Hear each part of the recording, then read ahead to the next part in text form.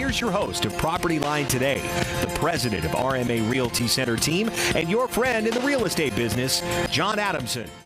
Hi folks, welcome to another edition of Property Line Today. I was out of town last week, so Curtis did a show on reverse mortgages, and it was so well received, doing a whole show on one topic so people could thoroughly understand it, that we thought we would do another show based on some of the questions we've been getting in over the past 3 weeks. To help answer your questions, your comments, your opinions, my co-host Curtis Magus is here today. And Curtis, you brought a special guest in today, haven't you? I did. I brought Sean Nealon from Continental Credit. He is a credit repair expert. All and right. He's here today to answer the most common questions that we encounter. It seems like for the past 3 weeks, all the questions have been either, how do you get along with your neighbor, or how can I get credit? Very common. And unfortunately, credit issues are the #1 reason why people can't buy a home these days. So we thought we might as well go ahead and address that today, because there is so much misinformation and people just don't understand if they've had credit issues, how to fix or repair them, or if they don't have credit, how to get a credit score and get their credit up to the point that they can go ahead and purchase a home. And when I started in real estate, the real estate brokers would help people go over their credit report and make suggestions on what they could do to improve their credit. Mortgage brokers were always great at doing a loan application and staying in touch with the people and helping them get their credit cleaned up. But now with this new consumer financial protection, you have to be licensed in order to help people clean up their credit. Correct. Well, there's an awful lot of fraud and an awful lot of things going on and a lot of promises that weren't being made. They're being made that weren't being carried out, and so now you have to be licensed to be able to do credit repair, and thankfully, of course, Sean is. You have to get a credit report in order to get a mortgage. And how often, what's typical, do you find detrimental errors on people's credit reports? That's a good question. It's very common. In fact, the FTC does studies, and they've been doing these series of studies for the last 30 or 40 years. And since they started doing the studies, they found that about 80% of all consumer credit reports contain detrimental errors. 80%. Wow. 80%. It's a staggering number. And a lot of these issues, since it's on such an important document, such as your credit report, are costing people more money in interest rates. They're getting turned down for their home loans. Maybe they're paying higher interest rates on credit cards. So it's very detrimental, and I see it all the time. Well, last year, I did a special assignment for Fannie Mae. I did a research project. It was called Forensic Appraisal. And part of getting hired through Fannie Mae for the assignment was a credit report. And they wanted to know who Jose Adamson was in San Jose, California. And I go, I've never even been to San Jose, California. But it kind of shows you the importance of a credit report. Absolutely. And it's not just in getting a home loan, it's your insurance, your car loan, the interest rates you pay, Jobs. and whether or not you get the job. Yeah, employment, insurance. As you mentioned, there are so many reasons that a credit report can now be pulled that if there are errors in it, it's negatively affected your credit score. People with the same last name have things mixed up. It can really have a detrimental effect on people's lives. And they say that 1 in 4 Americans will be the victim of actual credit fraud. Is that realistic, that 1 in 4? Yeah, absolutely. With all the information out there online and on servers and the cloud that everybody's using, yeah, it's a very good chance that somebody will access your information. I don't know if it's 1 in 4, but that number wouldn't shock me at all. I'll be darned. Yeah. Sometimes you'll have people that bring in a credit report that they get off the Sure. internet. How good are the credit reports you get off the internet? They seem to be a little on the high side. I'll have people come in, I'll pre-qualify them, and they'll hand me this from creditwizard.com. Sure, Karma. yeah. They'll show they have a 790 credit score, and when I take them into the lender, it's 580. Oh, man. How did they make Huge such drop. Yeah, how did this happen? Well, that's a great question, and it's actually probably the #1 question that I receive in my line of work. So first and foremost, the credit reports that you're pulling online, they're good reports. They're pulling them from the 3 credit bureaus. All the information is correct. When it comes to the actual credit score, that's when we start to see some differences. So first and foremost, most online credit scores they don't necessarily use FICO-based credit scores. So in the lending world, when Curtis pulls a credit report, he's using a FICO score. That's approved for the mortgage world. Many times online when they're pulling credit scores, these websites are calculating these credit scores with the information from the credit bureau using their own scoring models that they've created, oftentimes causing an inflated score. So the model doesn't match. And so people will come into me and say, well, I went to Credit Karma or whoever it is, and they say I have a 680, and I'm like, great, but brace yourself, they're not the same. And I'll pull them and I'll see 40 to 60 point swings, usually negatively. And of course, they're very disappointed. Sometimes we can still get a home loan for them, sometimes we can't. And so people need to understand that just because they've gone online and pulled something, that is not a mortgage credit report. It may give you an indication, but it could easily be off 40 or 50, 60 points, which could have a huge impact on whether you qualify for a loan. And they may not be using the same scoring model that the lender would be using. That could be totally different. More than likely, they're not. And they may only be pulling one bureau instead of 3 bureaus. Very too. true, very true. And that's an important point, is they'll pull one score, but in my world, the mortgage world, we pull all 3 bureaus, and we throw out the high and the low, and we use the middle report, which goes to our next question, Sean, which is why are there 3 scores on a credit report, and why are they different? Sure. So when you pull a credit report, Curtis, it gives you a series of information used for mortgage lending. Now, to kind of touch on the different credit scores, first off, there's 3 credit bureaus. So you have Experian. We've got Experian, we've got TransUnion, and we've got Equifax. Those are your 3 main credit bureaus. Now, it's important to note that Experian, TransUnion, and Equifax all have different information reporting to them. So if I'm a creditor, let's say I'm Sean's finance company, and I wish to report to the credit bureaus, it's going to cost me money. And I'm a small local company, so in order to save money, I might elect to only report to one credit bureau, TransUnion. So my payment history with my consumers only goes to TransUnion. So that being said, is all 3 credit bureaus will have different information reporting. So it actually costs a business money to report your client's credit to the credit bureau? It absolutely does. The credit bureaus are a for-profit business, in business to collect information, store it, and then ultimately give it out to the lenders and the companies pulling credit when it becomes available. And it is actually fairly expensive, especially for a smaller finance company or a smaller time company. It can actually be fairly expensive for them to report, which is why sometimes a lot of these companies will only report to one credit bureau, and so you might have one unusually high because it's reporting all that information, and the other 2 may be low because it's not, and that's a problem in my world because we're going to throw the high one out. That's right. Wow. Well, lenders like to see where this person is, so it's very possible if you're somebody who's, let's say there's a medical collection reporting on the credit report, it's only reporting to one credit bureau. Okay, that one credit bureau that it's reporting to is probably going to have a score that's much lower than the other 2 credit scores. And then again, they may have, the same client may have impeccable credit history, payment history, that's only reporting to a separate bureau. So they have one credit score that's way high, which is why you use the middle score. It gives you the best idea who you're actually going to lend money to. And that differs. I mean, like one credit report, it might be Experian's the middle, right? Right. Or another report, it could be TransUnion. Varies all the time. I don't know from one client to the next what their middle is going to be. And so they'll go and buy a car or go to Credit Karma or something, and it'll say that, well, you had a 700 score, but they only pulled one.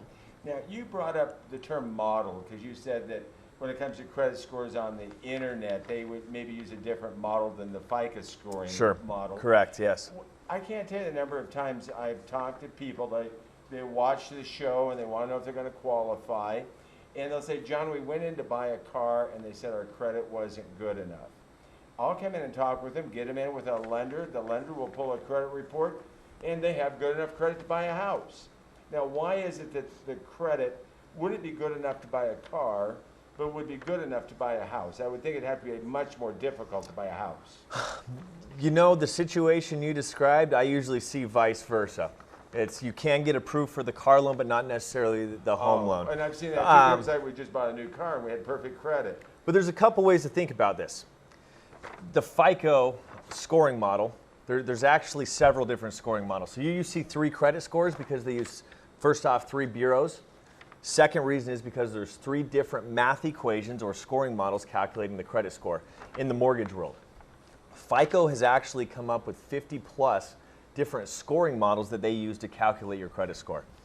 Now, depending on what industry you're shopping in, whether it be the automotive industry, the insurance industry, the mortgage, or the credit card industry, they're going to use a different series of these FICO scores for that transaction. So in the sense where they're going for an auto loan, maybe the client had a recent or a repossession in the past. So they have derogatory automotive payment history. That may mean, when they're shopping for a car, that may mean that their score is going to be a little lower when they're shopping using a FICO automotive scoring model. And that would show differently on a FICO home loan scoring model. What Exactly. people need to understand, it is a computer-generated scoring model. That 80% of the time contains errors. And most of the time it contains errors, so you need to get a copy of your report. You need to review it regularly, especially if you're going to get a home loan or a car loan. And you need to understand, because it's a credit scoring model, it's a game.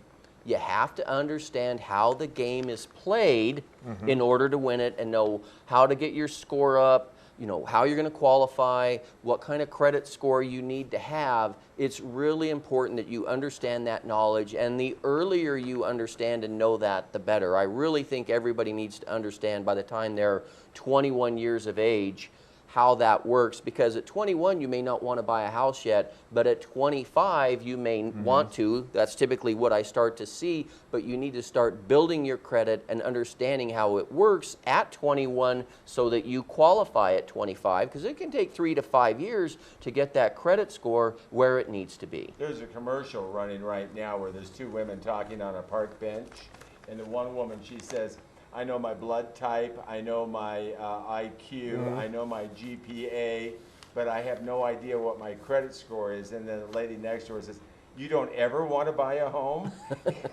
And you know, a lot of that is important information, but your credit score, if you ever want to own a home, that is that's probably the most critical thing you need to know. Number one thing you need to know is, you know, credit score, because if your credit score doesn't meet the minimum, unfortunately the rest of it doesn't matter. In the good old days, if your score was a little low, you had an extra down payment, your debt ratio was a little bit better, you had some other compensating factors to offset that, you could perhaps still get a home loan. But in this day and age, if your minimum credit score requirement is a 640 and you have a 630, you're not getting a loan. Let's jump in. We're taking some of these questions from our property line listeners. I want to encourage our listeners, if you have a question, go to the phone right now and call us at 830-2557. We'll try to get it on the show. Or again, just go to Property Line Today, ask a question, and we'll try to get your specific questions answered on the show. One of the questions that has come in, different variations, is how long is that bad information going to stay on my credit report? One question said that they had medical collections. Okay.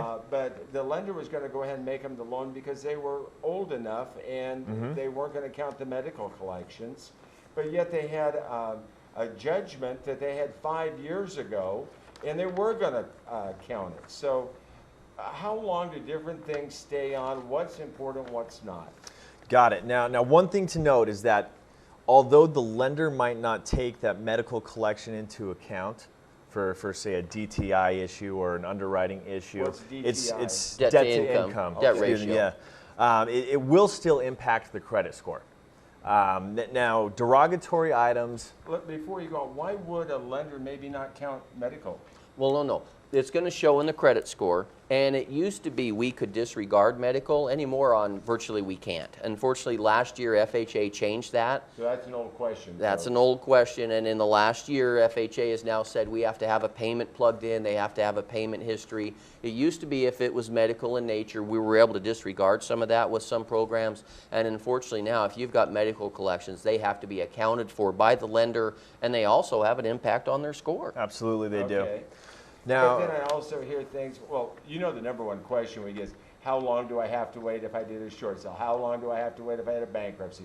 How long do I have to wait if I had a foreclosure? those all show up on a credit report. They do. And what are those time frames, But Sean? now there's also judgments and collections and Sure. slow payments. Can we kind of go over how long those stay on a credit Definitely, report? definitely.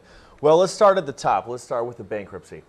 Bankruptcies Well, both. isn't foreclosure probably worse than bankruptcy? Not necessarily, no. Okay. And in fact, a bankruptcy will stay on your credit report longer than a foreclosure. Really? Absolutely. A bankruptcy will stay on your credit report, whether it's a Chapter 7 Or 13. Or a 13.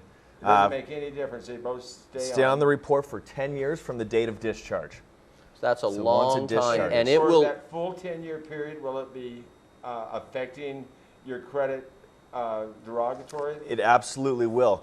Now, the way the bankruptcy affects you, the more recent it is, the more it's going to affect you. So the more age between the discharge. As it gets older, it's less and less, but certainly in the last 4 to 6 years, it has a pretty significant derogatory impact Sure. on that credit score. And it's true of all derogatory. And that's As they 10 get years.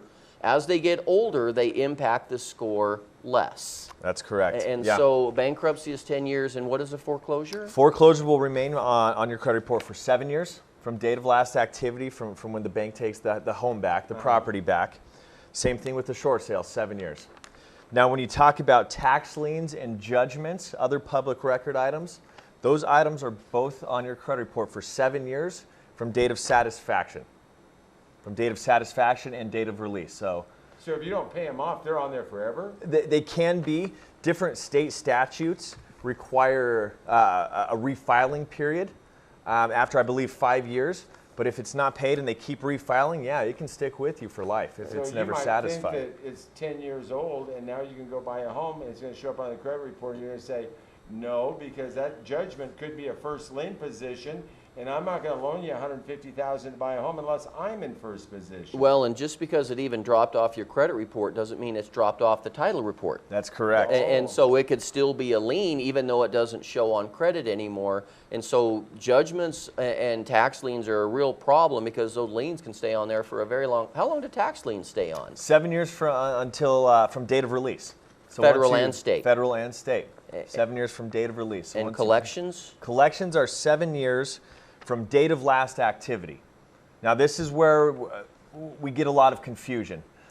Date of last activity in regards to a collection can be a number of different things. So first and foremost, when the account goes into delinquent status, it goes to collections and gets reported to the credit bureaus. That will be your most recent date of last activity. There are a couple ways, however, that date of last activity can update.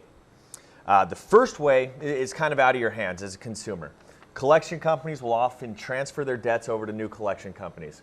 So let's say, Curtis, you sell all of your debts over to John over here. He buys them and then he reports them to the credit bureaus. Doing so could update the date of last activity. So if the collection's 5 years old, it transfers over to a new collection company, you just started that clock over. And I've often seen the same collection sold and that activity ends and shows up new, and you can tell and actually follow the chain on a credit report, and so that collection actually shows up 3 different times with a new activity date on it, and it haunts them for Well, years. and doesn't it impact them like you have the first one? That's impacted their credit. Correct. Then they sell it, now it shows up twice. It's impacting you twice. Again, and if they sell it a third time. Then it's 3 and times. It's all the same debt. Correct. It's the same Absolutely. account. Now, if you listen to talk radio or watch TV, there's an ad going right now that said, if you owe the federal government $10,000 or more, come see us because you can't deal with the world's biggest, most aggressive bill collector. Let us help you. Sure. Yeah, I've heard it. Okay, and I've also heard people, I even heard Dave Ramsey say to some people one time, call up your creditor and see if they might take less because it's been a while and there were circumstances. What happens since, judgments can kill you if you're out trying to buy a property and it can just keep multiplying. What happens if you do call up your creditor and say, hey, look, it's been 7 years. I'd like to take care of this. What would you take to satisfy it? And let's say it was $10,000 and they said they would take $2,000. Sure. Now, do you have to have all 3 of those people sign off on that agreement? Or just the last owner of that debt? Just the last owner. Now those other 2 companies who sold them off, they no longer legally own the debt. they're supposed to go in and remove that information from the credit report, and which I can kind of discuss here.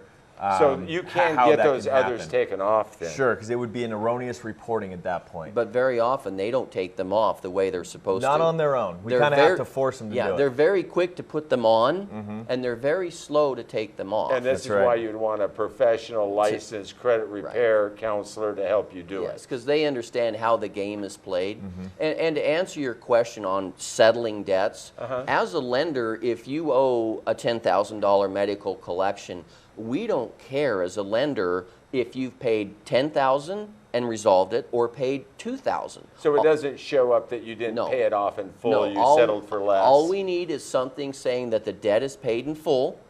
And so I often encourage my customers, if they have outstanding medical especially, to offer them 50 cents on the dollar first. Very often they'll take it.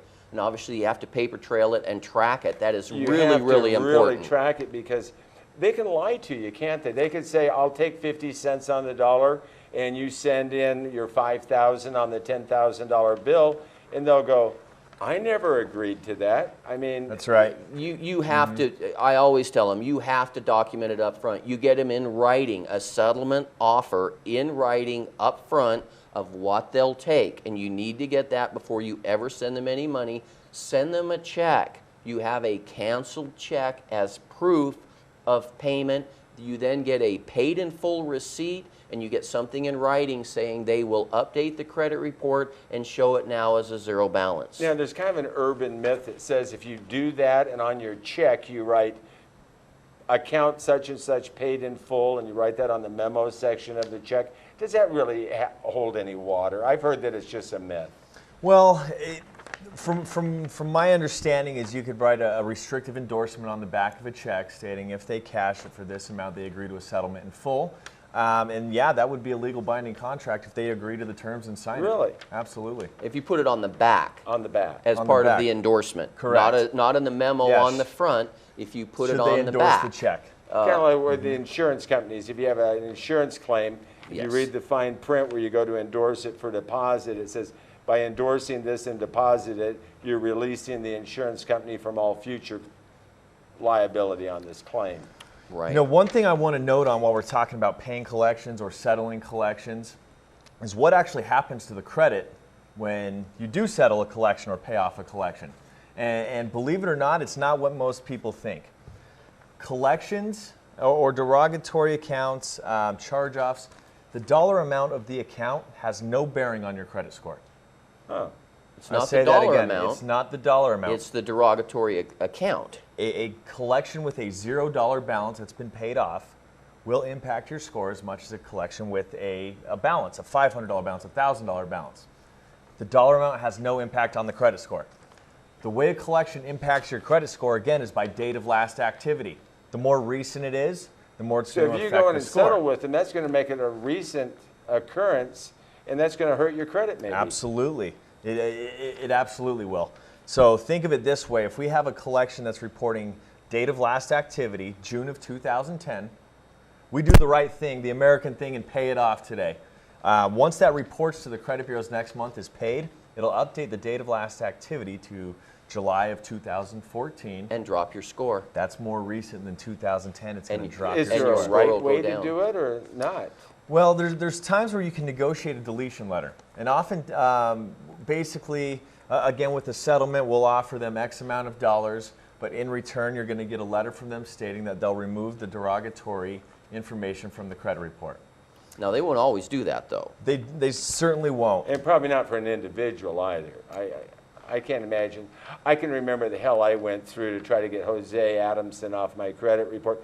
They thought I was the offender. I mean, they treated me like I was the criminal, not Well, the you're guy guilty that, until proven innocent. Exactly. You have Sure. to prove You are that definitely you're not. guilty until proven innocent. Yeah, They treat it's you very like tough. you're the credit fraud person. You really, in most cases, need, quote, professional help.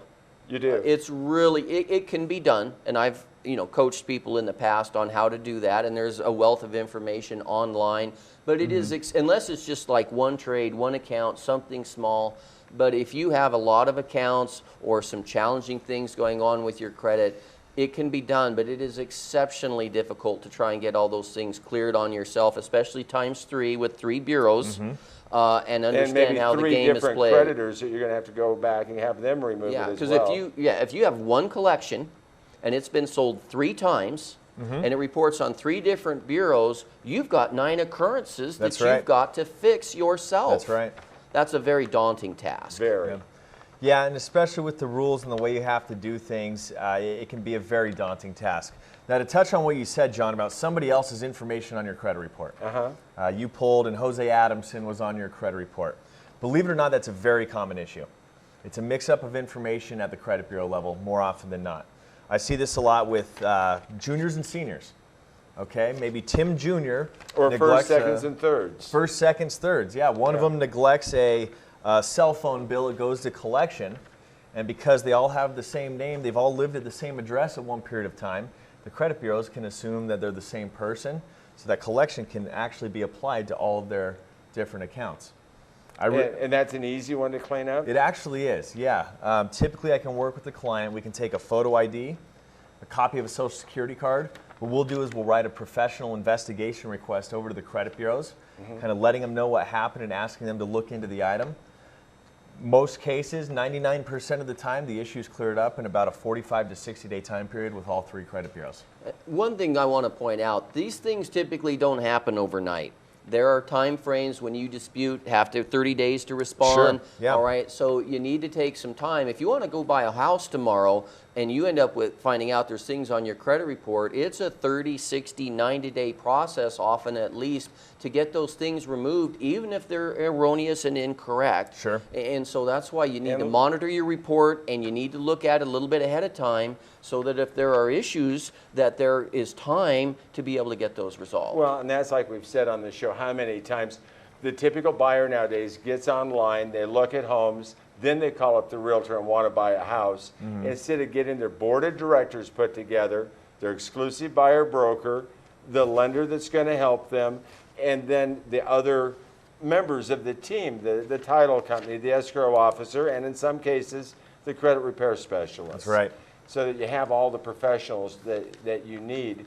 Now, I know that some of our listeners are going to take exception when we said, okay, you call up the person that has a collection or a judgment and you say, would you take less money? It's kind of like, you know, they're thinking that's just not quite kosher. But these collection companies, they don't pay, like if it's a $100 collection, they don't pay $100. Pennies on the dollar. They pay pennies on the dollar. So if you settle for pennies on the dollar, you're actually making them whole. Sure. Quite often, they're still making money or they won't accept it. That's exactly right. But quite often, especially when it's been sold 2, 3, 4 times, they're pennies on the dollar when they're buying these, and they're buying them in huge amounts, and then they're out there trying to find the people and get them to collect. And so if they can get if they paid, a nickel on the dollar, a $1,000 collection, they paid $50 for, and they settled it for $500. They're coming out okay. They made a good payday. They're coming out all right. One thing I'd like to note about a settled account, because I get this question a lot when I'm talking to my clients and consumers, is if I settle on an account, the verbiage will show up on the credit report, which is true, it does. The verbiage of account settled for less than the amount owed has no bearing on a credit score whatsoever.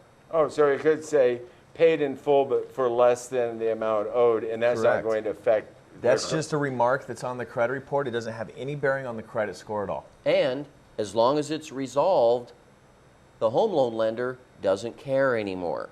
Exactly. That's the key, is that it's not a debt out there that can come back and haunt them later and cause them to default. Can you ever work with a creditor and say, hey, it's $1,000, would you take $500? They say yes, and then say, would you take $50 a month over the next 10 months? Do they ever do that kind of thing? Well, yes, probably not on a settlement offer though, and I would advise against it, because again, when you're making payments on a collection account, that's just keeping it right. It's keeping it current, and it's keeping your credit score down. It's keeping it active. Really, the best way to do it is the first instinct should never to be settle on an account or pay off a derogatory account right away. The best thing to do is talk to an expert. We'll go through the credit report with you line by line and tell you which ones need to be addressed and the proper way to do it.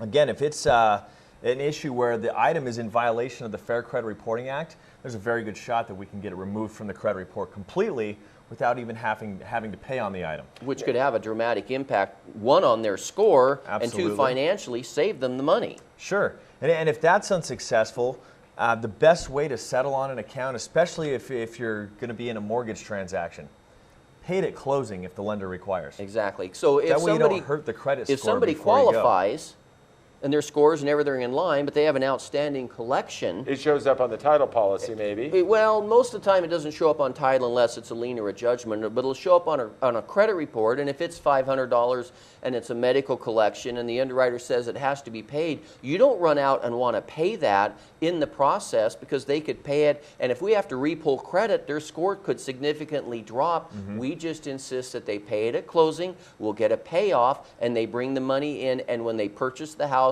and close, the title company will disperse the funds, pay it off, everybody's happy, and it can't affect the score in the mortgage process. As I said, it's a great idea, but you do this all the time.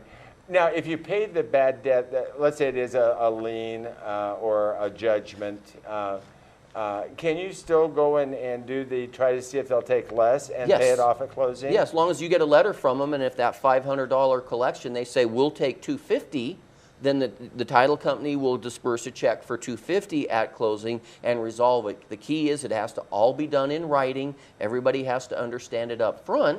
And if they've got something in writing from that collection agency, the underwriter will typically go along with it, and we can resolve it at closing. You know, one of the things I saw, I don't know if this is still a problem, but, you know, back in the heyday when everybody was buying homes left and right, what they were trying to do, they'd go in themselves to try to clean up their credit. And what they would do is they'd go out and get a brand new credit card, and they would roll 3 or 4 old credit cards into the one, so they have one credit card and then cancel the other 3. And that would just kill them because they had 3 well-established accounts that they closed. Yep. And then a brand new credit card with no track record. No history, no that payments. was loan clear up to the hilt. And so it was a double whammy. They got hit because it was a new account. They got hit because it was over half of the credit limit. Right. Is that still happening? Well, that kind of rolls into our next question. And our next question is, how do FICO scores work?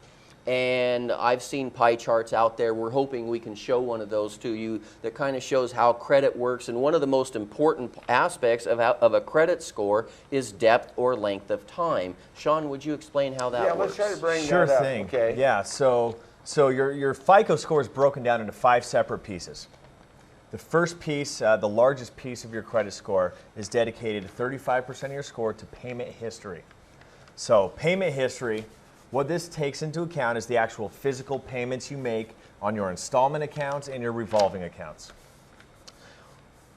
The more recent your payment history is, the more it's going to be worth. So in fact, 50% of the points available to you in that part of your score are on payments made within the last 12 months. Conversely, this is where derogatory information also hurts your credit score. So if you have a collection, a late payment, a tax lien, a judgment, the more recent it is, the more it's going to impact your score. Remember, the dollar amount has nothing to do with the amount of points you're getting impacted. It all has to do with how recent it is in your payment history portion of your score. So we're not talking dollar amounts, we're just talking time. Talking time. And the underwriter's golden rule in the mortgage world is 12 months, clean credit, no lates on anything. And that's just about every kind of program. They don't want to see any late They don't want to see a payments. 30-day late collection or judgment, maybe something minor that's explainable, but 12 months, clean credit, no lates is the golden rule when an underwriter is looking to show that they have been financially responsible and stable for the previous 12 months, and consequently it'll also have a negative impact. That 1 year clean credit might be leaving some old dogs lie. No, because you don't want them to show as recent. They could resurface Yeah. if you've paid off something 3 or 4 years So then the ago. next one is this is the dollar amount, how much you owe, right? Amounts owed. So the next largest portion of your credit score is dedicated to amounts owed on revolving accounts. So 30% of your score is dedicated to revolving accounts. This is a fancy word we use for credit cards, lines of credit. If you don't have a credit card or a revolving account to your name, You just got 30% of your credit score out. You're missing out on 30% And we of had your that credit score. question, you know, the man had done everything right and he still didn't have perfect credit. No, because he didn't have open and revolving credit. The flip side of that is you start to get hurt derogatorily if you're over 50% of the limit. Is that about right? There's actually a couple different tiers. So, well, first and foremost, every credit card you have is distributed in your 30% dedicated to amounts owed. So what I mean by that is if you have one credit card, that one credit card will make up the entire 30% of your credit score. Okay, now if you have two credit cards to your name, each will make up 15% of your total credit score. Three And will if be you 10. had 30 credit cards, it'd just be 1%. 1% each. So I can kind Absolutely. of see there'd be an advantage of having multiple credit cards. Well, not if you had no necessarily. balances on them. Not necessarily, because having too many open active lines of credit makes you a credit risk, because you can go out and max all of those So cards they out take that overnight. into account too. They They do. look at, like, Sure. John only makes 100,000 a year and he's got 500,000 he could charge on his credit card. They're going to take that into Well, account. FICO scores, they cannot discriminate against your income. So the fact that he makes X amount of dollars doesn't have any impact. They It's don't just know that. The total available. You could have 30 credit cards totaling $100 a piece, or you could have 30 credit cards totaling $10,000 a piece. And you're still going to be penalized the same because you have that many open active credit cards. So just the fact that you have access to a lot of different credit lines can affect your credit. Definitely. And then if you go in and close some of those, it's going to have an adverse effect too. Well, yes and could. no. It It could. could. Depending on the age.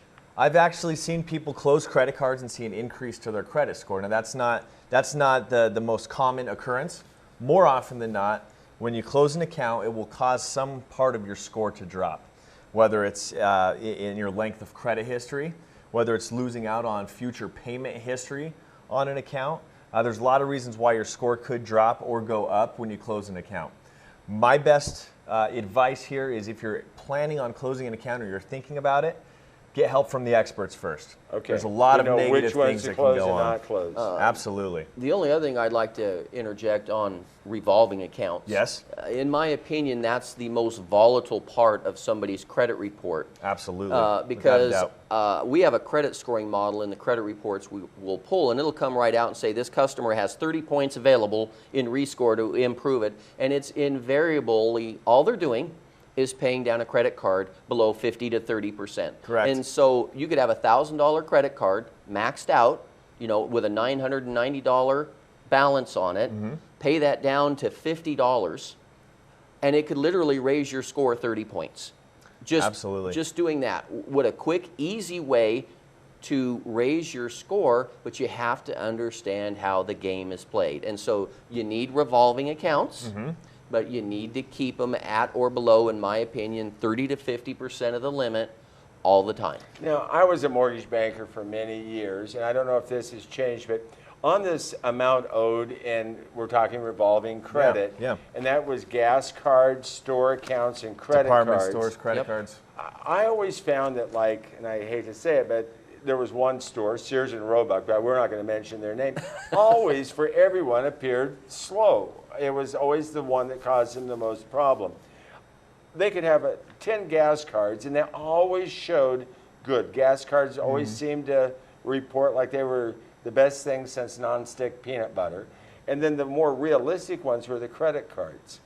Are store accounts really harmful to your account, or some store accounts, or No. have you not seen? I don't mean, think you so. smiled. You've seen the store Not accounts. anymore. Not anymore? Not anymore. Okay. The thing about it is your FICO scoring model that calculates your score can't tell the difference between an unsecured credit card, an American Express, a Visa, a department store card, a gas card, a line of credit. As long as In it fact, reports, nowadays a lot of the store accounts are Visa cards and MasterCards. they and absolutely things. are. But they're revolving. They're the all- key is it a closed-end account or is it revolving? So there's It's no gotta be companies revolving. to be careful of. I mean, Macy's, JCPenney's, they're all Sears, the they're all same. okay. They're all the same. And there's Okay. not usually very much difference even in the rates on them. As A long- store charge is a store charge. Yeah, a revolving account's a revolving account. Just the big key, the big takeaway, the rule of thumb when it comes to your revolving accounts is each and every revolving account he needs to carry a balance below 30% of the limit to get the max usage out Oh, of and it. you were saying 50. He's even saying 30. 50 is good. 30, you're actually going to see a little slight better increase. Yeah. And so minimum, you want to always keep them under half, and ideally under 30%. And it just depends on where you're at. I'm looking at your pie chart, and the next category you have is length of history. Yes. What is length of history? Length of history. Now, this seems pretty explanatory, length of credit history, but it's a little more complex than what it looks like on a page. So length of credit history makes up 15% of your total credit score. What this takes into account is all of your open active accounts. It takes the amount of time they've been open and averages them out. So as an example, if I have 2 total accounts to my name, one's a credit card that's been open for 10 years, one's an auto loan that I've had open for 1 year. My average length of credit history that factors into my credit score would be 5.5 years at that point. So it's the average of all your open accounts. Which is why you don't want to close things. Correct, if you have some history on it. Especially if it's been open for a while. People, as I mentioned, in their early 20s, if you open up an account, you don't have to max your Sears card out. Just don't cancel it. Or even just keep a small running balance, because if it has a 0 balance, it's not active. Correct. Now, my response to that is if it goes inactive, you don't benefit from it. So use the card. You need to use them. Pay it off every month. Card. You don't have to keep a small balance. Use a 1% balance. 1% of your limit should report to the credit bureaus in order to maintain the credit card. And so run a small balance on it. Correct. You need to keep it active in order to keep that history going, which has a positive impact on your score. I don't know if this ties in with this part, but we talk a lot about the millennial buyer on this show, that 18 to 34 that's supposed to be out buying homes, but they're not. One of the things they found out about this millennial buyer, they're more apt to pay their bills with a credit card. When their paycheck comes in, pay off the credit card because, one, they have a register of everything that they've spent. A lot of card companies will actually break it up into categories if you're a small business person. And a lot of credit cards give you money back or airline points. Sure. So just by paying your ordinary power bill and food, come the end of the year, you have enough money for an airline ticket to Hawaii. Does that affect is that good for your credit or bad for your credit or no difference? Well, you can look at it in a couple different ways. Because if they pulled it on the first of the month before payday, you're going to be maxed out probably. Well, here's the thing is the day of the month doesn't really matter as far as what's going to show up. For instance, the credit bureaus never see that you pay off your credit card. What they see is your balance at the end of the next reporting period. Whenever that is. Whenever that is. So I have 2 credit cards with Capital One. I called Capital One and found out that one of my credit cards reports on the 7th of every month, and one reports on the 24th of every month.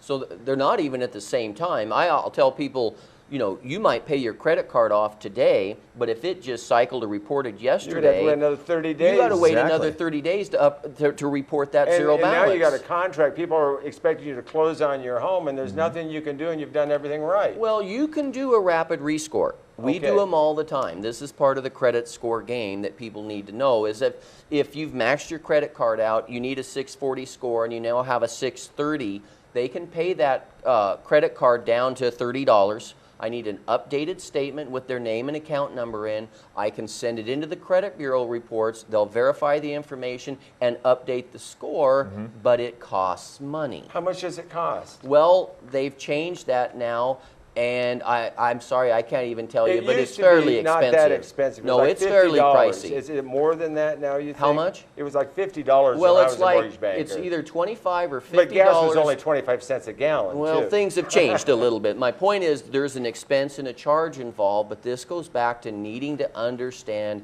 how the game is played. Well, it's a very complicated game, too. Well, John, and you brought up a great point, because you have the millennial buyer, charges up their credit card, it's maxed out every month, they pay it off. I mean, that's how most of us have been taught to use our credit cards. I know that's what my grandpa taught me when I was growing up, is use your credit card, pay it off. Well, that's all good, but the credit bureaus are seeing that maxed out balance, so chances are you're losing most of those points available to you in the part of your score that's dedicated to credit cards. The nice thing about credit cards is you can get those points back really fast. I recently had a client I was working with in eastern Idaho who had one single credit card, totaled about $1,000, and this was his daily usage card. He He commuted about 100 miles each way, to and from work, 5 days a week, and he put gas on that card. So every single month, he's pretty close to maxed out, but he pays it off. This gentleman had a 660 credit score roughly when they pulled with the maximum credit limit usage. So what I did is I had him call his credit card company, figure out exactly when they're going to report him to the credit bureaus. Well, they told him that he was going to get reported on the 17th of this month. So what he did was go in a couple days early, 15th, 14th, paid that credit card down to 10% of the limit, so $100. Let that report to the credit bureaus. We repulled credit with the lower dollar amount. His credit score was up to 740. Wow. 80 points. Absolutely. 80 points. It was his Just only by knowing credit how card. the game's played. Exactly. One credit card One with credit a card. $1,000 limit, and you took it from maxed out down to under $100, and it had an 80-point swing. And let's talk from a lending standpoint, Curtis. How much money would he save typically? I know it That's varies, huge. but No, on a 660 versus 740? on a conventional loan, that could save him a couple of points in fee. Absolutely. So on a $100,000 loan, that could save him a couple of $1,000s in closing costs because right up front because of how Fannie and Freddie look. Because a FICO score is a risk factor. It is a risk score. The lower your score, the higher your risk, and Fannie and Freddie have fee hits. When you're below 740, you start to pay. And so the key is you want it ideally over 740, 720 is still good. You get under 680 and it's a 2.5-point hit. Absolutely. Not in rate, but in fee. So on a $100,000 loan, that's an extra $2,500 in closing costs that you have to pay just because your score was low. Well, that's fairly expensive, and your rate can be higher. You know, one of the questions that came in was, are there good types of credit versus bad types of credit? And I notice in your credit model here, 10% has to do with types of credit. Sure. I guess you're talking about car loans, mortgage loans, revolving debt. How should the balance of those be? Great question. So, and is there some kind of debt you don't even want in the mix? well, not necessarily. Now, obviously, there's types of debt you don't want. Payday loans, you don't want that. Finance companies. Finance companies, They don't like those them show either. up. but from a FICO scoring standpoint, that's not going to weigh any different than any other installment account. Now, types of credit used, you get points based on your credit mixture.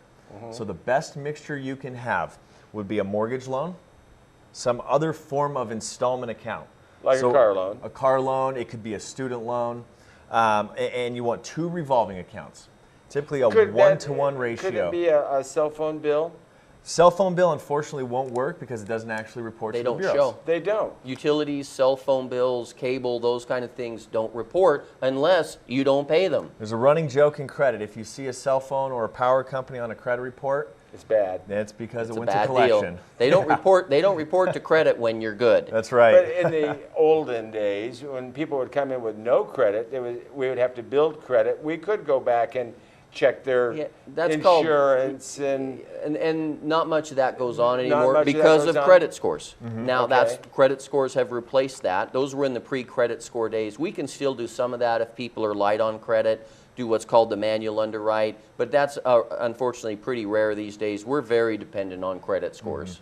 pretty much computer oriented. That's right. So the best thing to do would be have a home mortgage, and then a car loan or some other installment, and then credit cards is the one type of credit I'd 2 be a little revolving leery accounts. of. But you do need some. You absolutely do. Because without them, you're missing out on 30% of your score right away. Sure. So you absolutely, and my advice to all the... And you'd be cutting another 3% by not having that type of credit. Absolutely. Yeah. And my advice to the younger folks out there, if you're going to establish credit, make it a credit card. Make it a revolving account.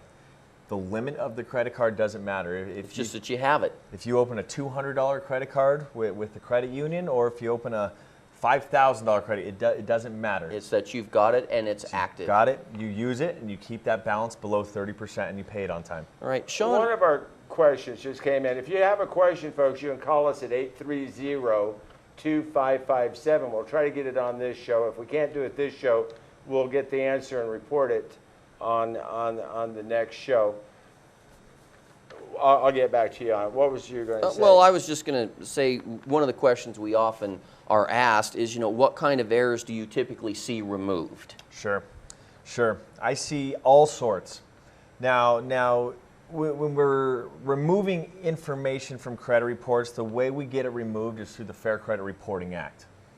Now, what that states is that if an item is on your credit report, it must be 100% complete, it must be reporting 100% accurately, and it must be 100% verifiable. And if it's not verifiable, it's not accurate, it's not complete, it cannot legally report on your credit report. So what we specialize in doing is investigating these items with the credit bureaus directly. So any type of item that's reporting erroneously can be removed from the credit report. Now, in the past, I've seen erroneously reporting foreclosures, short sales, collections, late payments. So pretty much anything on the credit report. A person can actually sue a credit bureau, can't they, if it affects them? I was once told that deformation of credit was a treble damage thing, that if you could prove that you were damaged, you could ask for 3 times that amount from the credit bureau. Sure, and I've seen stories where people have gone in and sued the credit bureaus. So that kind of gives you a little leverage. Pretty lengthy process, yeah. Usually we're able to correct these errors in a very reasonable amount of time. A month, 2 months, 3 months. 30 to 90 days. 30, 90 days. And the process is very simple. I work directly with the credit bureaus and ask them to verify a series of information about the accounts that we're challenging. So depending on the type of collection it is, or whether it's a late payment, or who's reporting it, is it the bank or is it a third-party company? More often than not, we found that these collection companies, all they are debt-buying organizations. They buy mass debts. They'll buy 10,000 medical collections at one time and then try and collect them. At a very, 1 to 3 cents on the dollar typically is what they're paying for these medical type collections. They'll report these folks to the credit bureaus. They're required to keep a series of information on file if they wish to report it legally. So what I'll do is I'll challenge the information with the credit bureaus, ask them to verify any number of those different items that they're required to keep on file. The credit bureaus will actually retrieve that information from the creditor. If they fail to verify the information, or if they fail to respond within a 30-day time period, well, that item is reporting erroneously according to the Fair Credit Reporting Act, and the credit bureaus will actually delete that information from the credit report. Sean, we only have 5 minutes left. Okay. One of the questions come in during the show has to do with student loans, and how, if the student loan is deferred, does that make any difference on the credit reporting? Let's address that question first. Absolutely. So a student loan in deferment is basically an account that's showing up on your credit report, but it's not doing anything. Just taking up space on a page. And lowering how much they're going to qualify for, right? Right, because in almost all loans, we have to plug a payment in there. Sure. There are only 2 government loans that if it's been deferred out over 12 months, we can remove and not use the payment, and that's FHA and VA. All other loans, even if they're deferred out, they're still in school or whatever, we have to plug a payment in there. And student loans is figured into their credit report? It is, absolutely. Once it comes out of deferment and you pay on it, it becomes an installment account. Now here's a fun fact about student loans. While they're in deferment, the length of time that they sit in deferment is actually being calculated into your length of credit history. So let's say you have a student loan that's been in deferment for 18 months.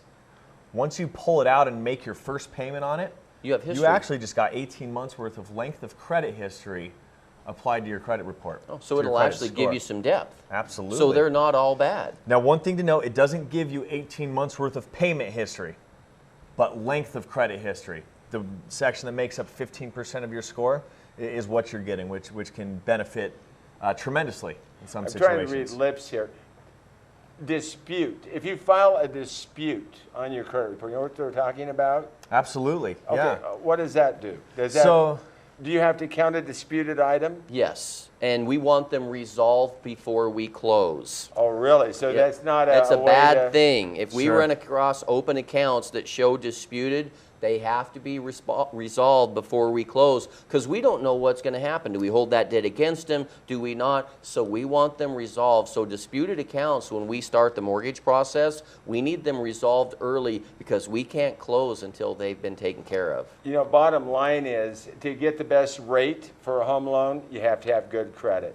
To even get a mortgage loan, you have to have good credit. I think over this past hour we've ascertained credit is something people shouldn't try to fix themselves, that they need to have a professional.